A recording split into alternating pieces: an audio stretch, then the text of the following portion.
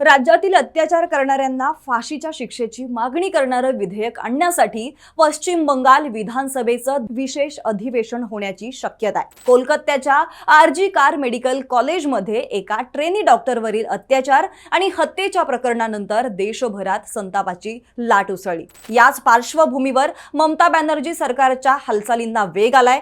ज्या दिवशी अधिवेशन सुरू होईल त्याच दिवशी हे विधेयक मांडलं जाणार आणि त्या विधेयकात बलात्कार करणाऱ्यांना थेट फाशीची शिक्षा देण्याची तरतूद सुद्धा करण्यात येण्याची शक्यता आहे। जर हे सुधारित विधेयक राज्यपालांनी मंजूर केलं नाही तर ममता सरकार राजभवनाबाहेर धरणे आंदोलन करण्याच्या तयारीत आहे। खून, बलात्कार, देशद्रोह या प्रकरणांमध्ये फाशीची शिक्षा दिली जाते, मात्र आपल्याकडे या शिक्षेला काही वर्गाचा विरोध होत असतो। मात्र दिवसेंदिवस होणारे अत्याचार पाहता ही शिक्षा लवकरात लवकर देण्यात यावी असं तुम्हाला सुद्धा वाटतं का? कमेंटमध्ये जरूर कळवा